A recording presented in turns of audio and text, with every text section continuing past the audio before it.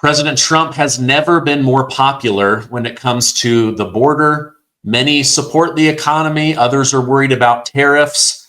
Are we going to go to Mexico and go to war with the cartel? I'm going to go through a lot of this with Charles Marino. Chuck, thank you so much for joining me again. Yeah, good to be back, Stephen. Thank you. So you're traveling all over the country, border security expert, consulting. What are your thoughts on President Trump and these first 40 days of change on the border? Well, simply amazing. I mean, if you look at the current numbers, the administration has regained operational control of both the southwest and northern borders in record time after a record crisis from a previous administration who refused to enforce the laws of this country. Yeah. You know, even somebody that covered Biden regularly, they were pretty convincing that he didn't have authority to change the border. He didn't have authority to change immigration. But then, you know, you start seeing that Biden is flying immigrants in the night, just how many hundreds of billions of dollars they're burning through, giving more benefits to illegals than the American people.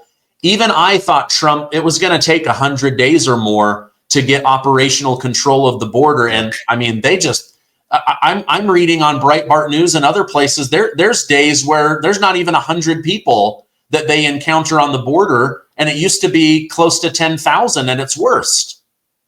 Well, first, let's talk about the lies of the Biden administration. There's no other word to use, unfortunately, for it. And that was that you could not secure the border unless there was overall immigration reform, which, you know, all of us in the business knew was false from the very start, and that this was simply put a crisis that they wanted to have happen in the country here. Ultimately, I always said it was about changing the demographics of the Democratic voters and bringing these illegal migrants into the country. There's plenty of proof to support my claim. We saw attempted acts within Congress from the District of Columbia and others to authorize illegal migrants the right to vote in elections. The problem with the Biden administration was they got started too late on that process, and it never bared fruit for them. But that's always been the goal. As far as what the Trump administration is doing here, really falls in the category of common sense when it comes to how to protect the country. We're seeing use of the military based on the national emergency declaration from the president, which was the right call. It frees up CBP to do the job that they signed up to do, which is enforce the border laws of this country. And he's taken the handcuffs off of ICE to conduct interior operations in a prioritized manner to start going after those illegals in the country who are criminals and committing more crimes and those national security threats. The one outlier that remains, which I'm sure we're going to talk about, are sanctuary cities. Yep. That's one of my questions. Okay, really quickly, you talk with all of these different agencies, you rub shoulders with these people. I have to imagine being authorized by the president to actually do your job, protect your country, protect the border. Is the morale just super high among Border Patrol, DHS, the police, ICE, compared to what it was? Well, it's a huge morale boost. And yes, morale's never been higher, especially when you have a secretary in Kristi Noem that, again, comes in, aligns with those on the front lines of this very hard and dangerous work, and gives them all the support that they need to do the job effectively and efficiently. Of course, there still remains great disappointment in these agencies regarding how they were treated the last 4 years under the Biden administration, and the fact that they were prevented from doing their job, and the fact that very dangerous people were allowed to make their way into the country. It undermined, again, what these men and women signed up to do on the front lines, and they knew that ultimately it would undermine our homeland security. And that's why we're in the mess that we're in now. Nothing to do with the administration that's come into office, but because of every decision that the Biden administration made to really circumvent our homeland security and undercut every single effort, program, policy that was put in place following the attacks of September 11th, and undermines the very reason why we now have a Department of Homeland Security. Okay. Yeah, that makes a lot of sense. Okay. I know you're a busy guy. I don't know if you saw this or not, but Yeah. Elon Musk did a 3.5 hour interview with Joe Rogan. Long, very long. Yeah. Took me a couple of days to get through. But in there, Elon Musk said, listen, this is why I decided to open my mouth and get involved in American politics. He said, I started seeing all of the swing states that somebody was either winning or losing them by a razor's margin. 10,000, 11,000, 20,000, 14,000. He said then he starts seeing that the Biden administration is flooding these swing states with 200,000, 100,000, 150,000 people. He's saying they're basically 10xing the margin necessary for that to be a swing state. His worry was those 7 or 8 swing states would never be swing states again, and Democrats, this would become a one-party nation. Do you think there's any truth to what he was sharing? Well, the Biden administration has never come out and told the American people why they allowed this to happen, why they created the conditions to, again, circumvent our homeland security, to just turn a blind eye to 10 to 15 million illegal migrants being let into the country, why they chose to exploit every single legal pathway with respect to immigration into this country. So the American people are left to guess.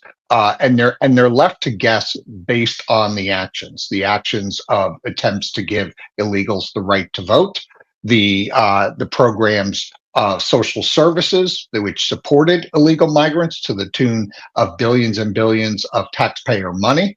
So yes, I don't rule any possibility out as to what the ulterior motive eventually was going to be regarding the Biden administration. But one thing I do know for sure, and Elon Musk is right about this, is it wasn't in the interest of the American people.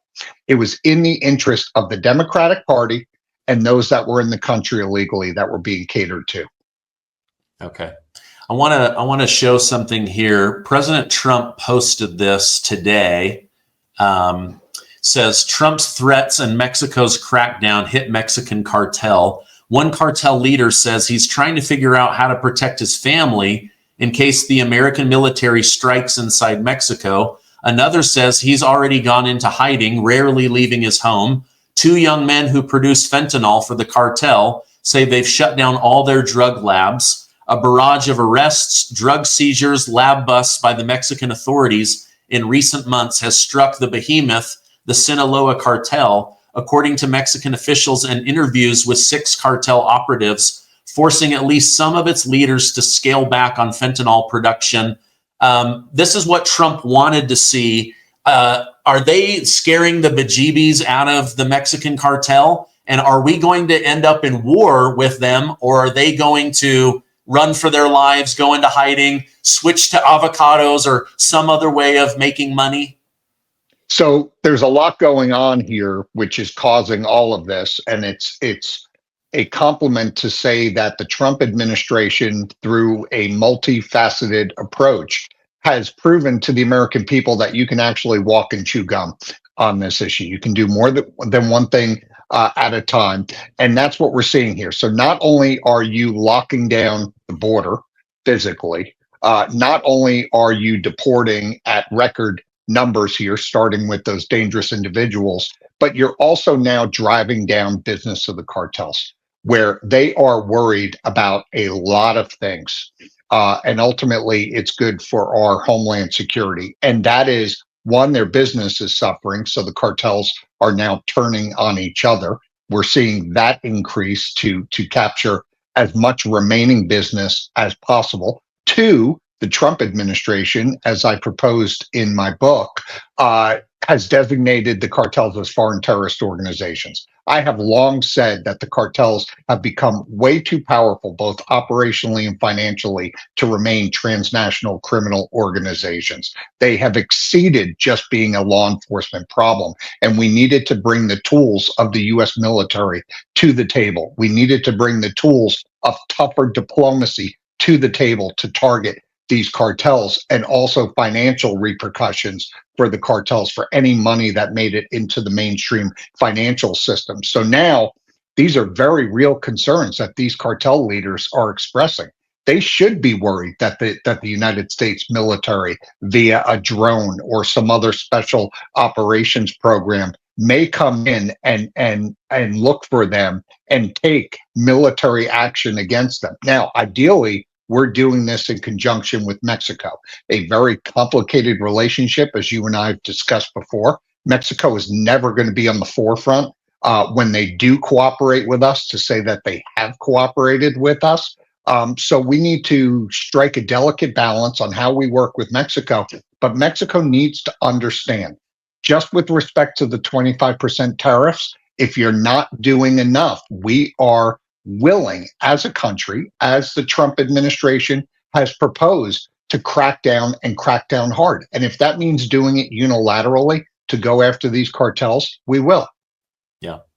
Yeah, it's amazing. You know, in the first week they were saying, "Oh, the new president of Mexico, she's not going to bow down. She won't capitulate." And then once those threats of tariffs became real, it was like, "Holy cow, we got to get military on the border, police on the border. We've got to do everything we can to stop the migrant parades that were coming up through." It's been amazing to watch the turnaround in such a short period of time. I'm just blown away by the whole thing.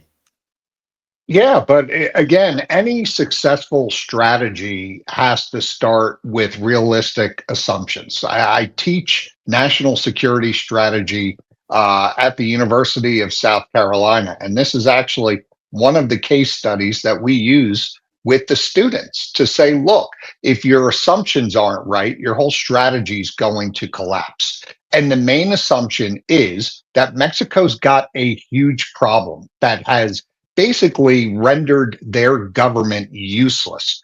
Fear, intimidation, corruption, all at the hands of the cartel, and they've got a big problem.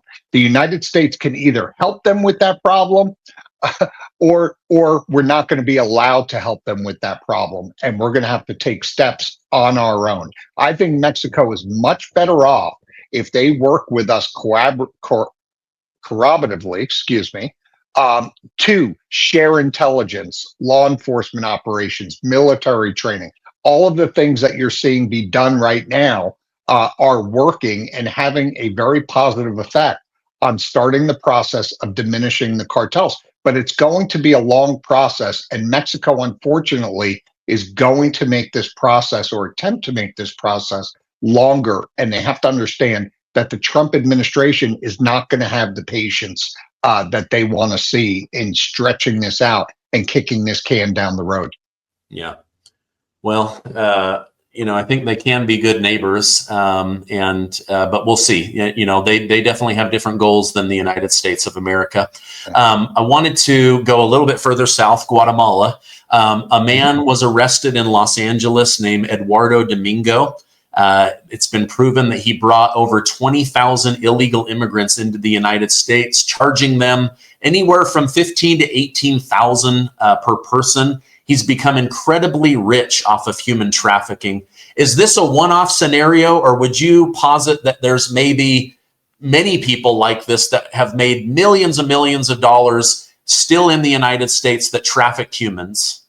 I want to tell you a story that changed my life and my mother-in-law's life. I noticed for a couple of years that my mother-in-law was really struggling to hear us and to be able to interact with grandchildren, and she just wasn't as social as she used to be. Well, as the holidays went by, we laughed, we watched movies, and I noticed the struggle. Well, I noticed that it was mostly coming from her hearing, and so that's when we got her MD hearing aids, and wow, what a difference. I saw her confidence go up. She wanted to connect with the world, be more social. Now, this podcast is sponsored by MD Hearing, and I'm thrilled to share this incredible product with you. They make high quality, rechargeable hearing aids personalized to your hearing needs at a fraction of the cost of traditional hearing aids. Their Neo model costs 90% less than clinical hearing aids, and the discrete Neo XS is very small. This Neo XS, you can hardly see it in your ear. Now, right now, MD Hearing has cut the price in half. You can get a pair for just $297. Plus, there's a 45-day risk-free trial with 100% money-back guarantee.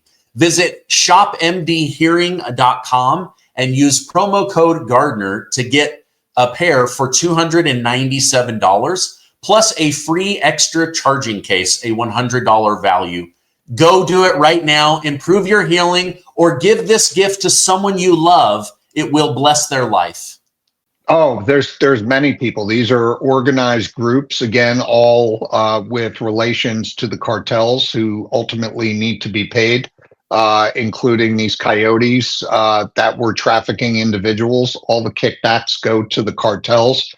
So we're talking about billions of dollars in terms of increases in revenue that the cartels and these organized trafficking groups have cooped based on these high illegal migration numbers that we've seen over the years. But this goes again to that overall strategy. It's not just a domestic strategy of deportation, securing the border. You also need an effective international strategy. And that's where you're seeing the last 4 years. We just had nothing from the Biden administration. There was no mechanism for accountability along the path of migration to hold the Northern Triangle accountable, to be part of the solution as opposed to remaining part of the problem and allowing this to happen. But yet we continued the last 4 years to give hundreds and hundreds of millions of dollars to these countries. And you're seeing the Trump administration come in. They've used the power of the purse as leverage during their negotiations, whether it's Venezuela to take back Tren de Aragua members or El Salvador. You've seen the power of the purse be used, and President Trump say, look, if you're not going to do this, we're not getting any more money to you for the near future. And you've seen those positions, as you pointed out earlier, change very quickly. Okay. I read this morning, according to DHS and DEA, there are hundreds of thousands of dangerous criminals spread over all 50 states. Do you think that Trump, Tom Homan, Kristi Noem, are they going to be able to hunt down these criminals? Like I'm more worried about these than the mom who snuck into America with children, hoping to give them a better life. The criminals are I think the first thing that they want to go after, but there's just so many of them, according to what I'm reading. So I'll say this: there's more people cooperating from a numbers standpoint in states and cities than are not. The problem is the ones that are not are the major cities within the United States. And that is what is undercutting the process. Look, yelling about this right now is like speaking into the wind. We have to recognize that the leaders of these sanctuary states and cities refuse to understand this. They refuse to understand that President Trump received a mandate from the American people on this issue.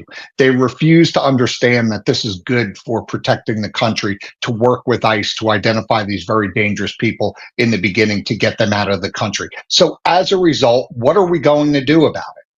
The same example as we're talking about Guatemala and these other countries and using the power of the purse. That has not been done yet by the Trump administration to the level that I would like to see regarding sanctuary cities. If you look between Secretary Kristi Noem and Attorney General Pam Bondi, they control 100% of the federal public safety grants that go to these big cities. We're talking about billions of dollars. I say, turn that off now. Enough with trying to win the hearts and minds of these political leaders that have proven they're just incompetent when it comes to protecting not only their own citizens, but the country. Turn that money off and explain to the police department, say, I'm very sorry, but look, your political leaders are causing this action, and this is necessary for us to take these steps. This is federal law. We're going to enforce federal law. Expect to see more federal authorities within your cities, New York City, and we're going to conduct the job that we're tasked with. But gone are the days of you undercutting our efforts at no cost. There has to be a cost for that type of behavior. Okay. Let me throw out an example, make sure I understand what you're saying. Okay, so it comes out that $80 million is released to New York for these posh hotels in Manhattan.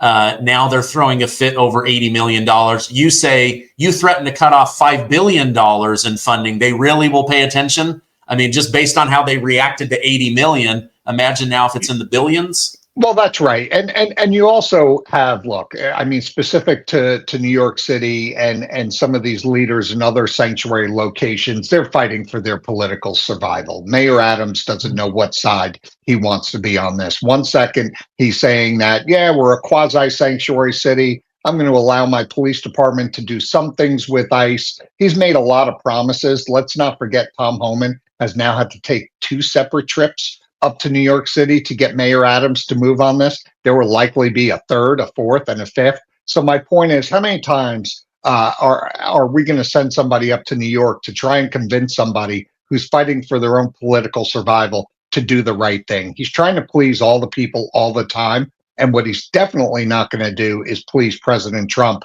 by doing the right thing. You know, you can't say I disagree with everything the Biden administration did, but then I think we should still get the 80 million to put these illegal migrants up in fancy hotels. You can't have it always. It defies common sense. And look, this comes down to the voters of these sanctuary cities. They're obviously not electing the best. They obviously agree with the positions of these politicians. So now it's time for the federal government to do what's needed and withhold a lot more money. And it was good that DHS was able to claw back that $80 million that was sent by FEMA, again, against the administration's desire. And we got that back for the taxpayer. So enough is enough. You know, public safety grants, if you are not abiding by the stringent requirements of these grants, which ultimately public safety grants are associated with what? Instituting policies that are good for public safety. If you're not doing that, then you can stop the money all day long. No court would reverse that. What you can't do is across the board cut these federal funds because it's a reach too far. But anything related to public safety that's not being done, stop the money associated with that. And that's still billions of dollars going to these sanctuary cities. Okay. Final question. In your estimation, what has been worse for America?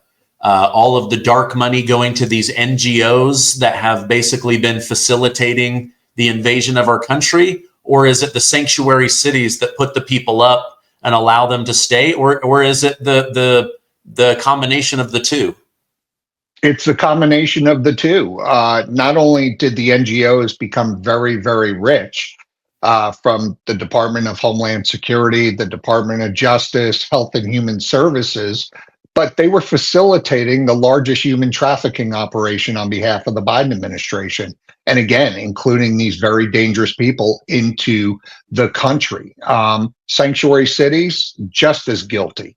Look, we hear over and over, including yesterday, of very dangerous people being released from local jails and prisons and put back out onto the street. I mean, this is a purposeful evasion from doing what's right and working with the men and women of ICE to prioritize these gang members, these national security threats from the country. I mean, it flies in the face of common sense and why people will actually go into a voting booth and select these types of people. It's one degree of separation. You know, one minute you're hearing about these tragic stories of an innocent American losing their lives at the hands of an illegal migrant, and the next day it could be your family. So I can't comprehend why some people make the decisions they do, and that's beyond exploration for this type of discussion. What I say is it exists. We don't agree that this type of thinking exists, and now there needs to be consequences. Yeah. Just this morning, I saw something about an NGO down in Texas. They were receiving upwards of $600 million a year for empty facilities. And when asked if they were part of waste, abuse, or corruption, they said, no, we were paid to be ready to take in illegal immigrants. We didn't actually have to take them in. Like, man, I would love to make $600 million to be ready for anything. It's just the abuse is on a scale like we've never seen before. Do you think, one more question, do you think Elon Musk and Doge will be able to shut down these NGOs or redirect the money over into good causes? Are they going to be able to go one by one and figure all that out? Well, if you stick with the priorities and the mandate that the president received from the American people, again, you're not biting off a whole bunch of stuff. This is kind of jumping out at you. So, look, if we were to stop, for example, these federal public safety grants going to sanctuary cities, why don't we send that money to states that are cooperating with ICE and are cooperating with the Trump administration? That's an easy fix right there. Surge money to states like Texas, and now even Arizona is coming on board and doing the right thing. So there needs to be some reward to those states that are working. But as far as the stopping the money to the NGOs, absolutely, there needs to be a full audit of all the money that went to these NGOs the last 4 years. Many leaders of those NGOs had affiliations with members of the Biden administration. So we know that the books were cooked. We know that the CEOs gave themselves very nice pay raises to serve as the travel and logistics extension of the Department of Homeland Security and Health and Human Services. And that's why we still have dangerous people in the country. We have 350,000 unaccompanied migrants whose whereabouts are unknown in the United States. And somebody needs to be held accountable for this. Yeah. Well, hopefully they will.